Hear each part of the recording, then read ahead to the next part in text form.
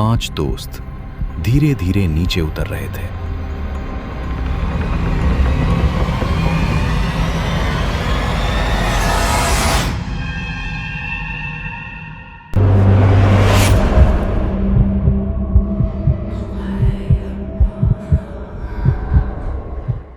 Channel पर नए हो तो सब्सक्राइब करके जाना, बेल आइकन ऑल पे क्लिक करना और वीडियो पूरी एंड तक देखना, क्योंकि असली सस्पेंस पूरी वीडियो देखने में है।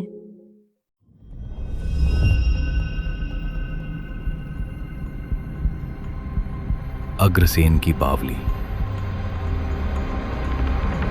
रात अब पहले से कहीं ज्यादा गहरी हो चुकी थी।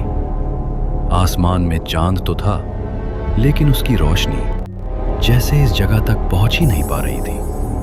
अग्रसेन की बावली दिन में भले ही एक ऐतिहासिक जगह लगती हो, लेकिन रात में ये जगह कुछ और बन जाती है। कुछ ऐसा जिसे शब्दों में समझाना आसान नहीं। 109 सीढ़ियां, हर सीढ़ी जैसे एक अलग दुनिया में ले जाती है, ऊपर से नीचे तक। रोशनी धीरे धीरे खत्म होती जाती है और अंधेरा अपना राज जमाता जाता है। 5 दोस्त धीरे धीरे नीचे उतर रहे थे।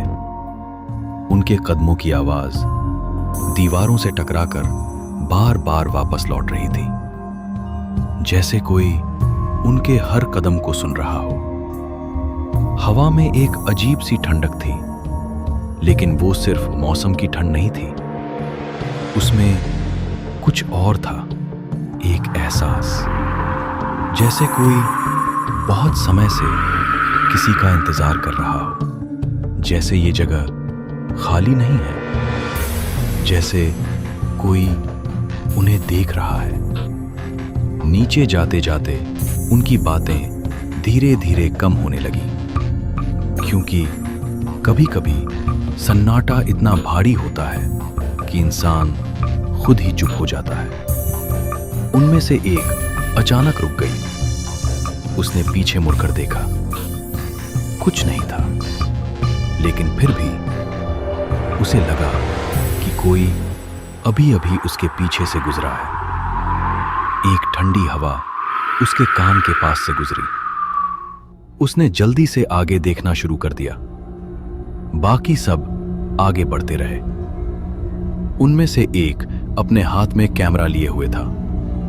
वो इस पूरी जगह को रिकॉर्ड कर रहा था। हर दीवार, हर कोना, हर शैडो।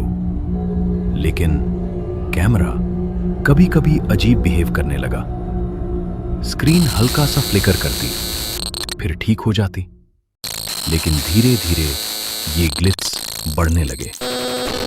एक बार स्क्रीन पूरी तरह ब्लैक हो गई और फिर 1 सेकंड के लिए कुछ दिखा, एक चेहरा, लेकिन वो उनमें से किसी का नहीं था। फिर सब नॉर्मल, जैसे कुछ हुआ ही नहीं। कैमरा फिर से रिकॉर्डिंग करने लगा, लेकिन अब जो रिकॉर्ड हो रहा था वो शायद सही नहीं था।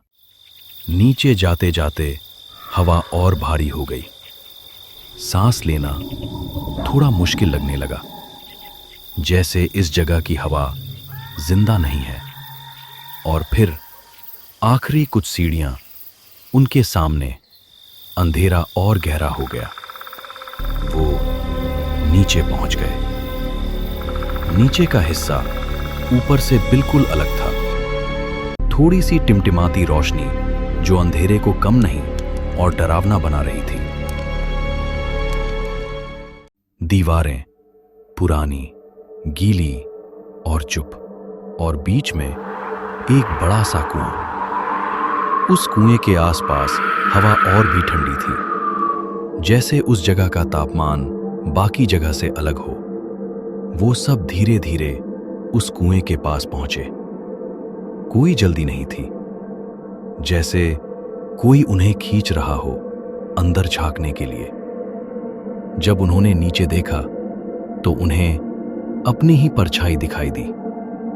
शांत, स्थिर, सब कुछ नॉर्मल, लेकिन हर चीज वैसी नहीं थी जैसी दिख रही थी। उनमें से एक वहीं रुक गई। उसकी नजर उसकी परछाई पर टिक गई, जैसे उसने कुछ और देख लिया हो। उसकी सांसें धीमी हो गईं, उसकी आंखें बिल्कुल स्थिर, और फिर उसकी परछाई हल्की सी हिली, लेकिन वो खुद नहीं हिली। उसका दिल तेज धड़कने लगा। उसने पलक झपकाई, और फिर जो उसने देखा उसकी परछाई नहीं थी, वो कुछ और था। एक चेहरा जो धीरे धीरे उसकी तरह बन रहा था, लेकिन पूरी तरह नहीं। उसकी आंखें लंबी, गहरी और खाली, होंठ एक अजीब सी मुस्कान में मुड़ते हुए। वो खुद नहीं थी। और तभी कुएं का पानी हल्का सा हिला। एक छोटी सी लहर, फिर एक और, फिर और तेज, जैसे नीचे कुछ जाग रहा हो। कुएं का पानी अब पहले से ज्यादा तेजी से हिलने लगा था। लहरें धीरे में बेचैन थी, जैसे उसके अंदर कुछ खुद को रोक नहीं पा रहा हो। वो लड़की अब भी उसी जगह खड़ी थी। उसकी आंखें अब भी नीचे टिकी हुई थी, लेकिन अब वो सिर्फ देख नहीं रही थी, वो खिंच रही थी। उसके पैरों ने धीरे धीरे आगे बढ़ना शुरू कर दिया, बिना उसकी इच्छा के, बिना किसी आवाज के, जैसे कोई उसके अंदर घुस चुका हो। बाकी चारों अभी भी समझने की कोशिश कर रहे थे कि आखिर हो क्या रहा है, लेकिन उनका ध्यान उसके चेहरे पर गया। उसकी आंखें खाली थीं, जैसे वो अब वहां थी ही नहीं।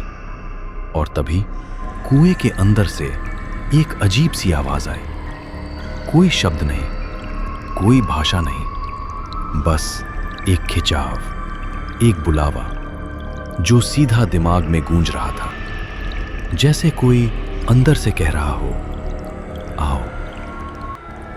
और तभी कुएं का पानी अचानक उछल पड़ा। एक लंबी सी आकृति धीरे धीरे ऊपर आने लगी। पहले सिर्फ एक उंगलियां, लंबी, पतली और असामान्य, फिर पूरा हाथ। उसकी त्वचा पानी की तरह काली और सूखी, जैसे वो कभी जिंदा ही नहीं थी। बाकी चारों अब पूरी तरह डर चुके थे। उनका दिमाग उन्हें भागने के लिए कह रहा था, लेकिन उनका शरीर उनकी नहीं सुन रहा था। वो लड़की अब कुएं के बिल्कुल पास थी। उसकी सांसें धीमी और गहरी। उसका हाथ धीरे धीरे आगे बढ़ रहा था, जैसे वो उस अंधेरे को छूना चाहती हो। और तभी कुएं के अंदर से दूसरा हाथ भी बाहर आया। अब वो साफ दिख रहा था, कुछ बाहर आने की कोशिश कर रहा था। पानी तेजी से कांप रहा था। दीवारें हल्की हल्की गूंज रही थीं, जैसे पूरी बावली उस पल को महसूस कर रही हो। और फिर धीरे धीरे वो आकृति ऊपर आने लगी। पहले सिर, भीगे हुए लंबे बाल जो चेहरे को ढक रहे थे, फिर कंधे, फिर पूरा शरीर। वो अब पूरी तरह बाहर थी। एक औरत, लेकिन वो इंसान नहीं थी। उसकी आंखें धीरे धीरे ऊपर उठी और सीधा उस लड़की पर टिक गईं। उस नजर में कुछ था, कुछ जो इंसान को अंदर से तोड़ देता है, जैसे वो तुम्हें देख नहीं रही, बल्कि तुम्हारे अंदर उतर रही हो। वो लड़की अब पूरी तरह उसके नियंत्रण में थी। उसके कदम अब और तेज हो गए। हर कदम उसे उस औरत के करीब ले जा रहा था। बाकी चारों चिल्लाना चाहते थे, लेकिन उनकी आवाज गले में अटक गई थी। जैसे कोई उनकी सांसों को भी पकड़ चुका हो। वो औरत अब धीरे धीरे अपना हाथ आगे बढ़ा रही थी। उसकी उंगलियां असामान्य रूप से लंबी थीं और जैसे ही उसका हाथ उस लड़की के करीब आया, अचानक एक झटका उस लड़की का शरीर पीछे की तरफ खिंच गया। किसी ने उसे पकड़ लिया था। एक पल के लिए उसकी आंखें झपकी, जैसे वो वापस आ रही हो। लेकिन वो पल बहुत छोटा था, क्योंकि वो औरत अब गुस्से में थी। उसका चेहरा और ज्यादा डरावना हो गया। उसकी मुस्कान अब एक चीख में बदल गई। लेकिन कुएं का पानी अब उबलने लगा था, तेज और अनियंत्रित। हवा भारी हो गई, सांस लेना और मुश्किल। दीवारें कांपने लगी, जैसे पूरी जगह अब टूटने वाली हो।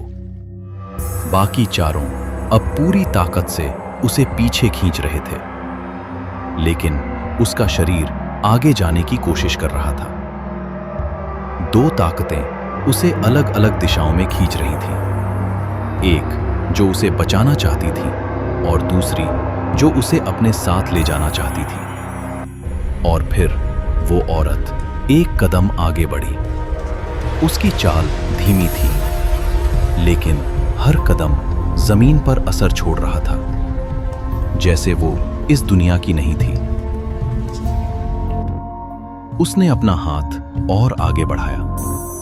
अब बस कुछ ही दूरी बची थी। उसकी उंगलियां उस लड़की के हाथ को छूने ही वाली थी, और तभी ऊपर से एक तेज आवाज आई, मानव आवाज।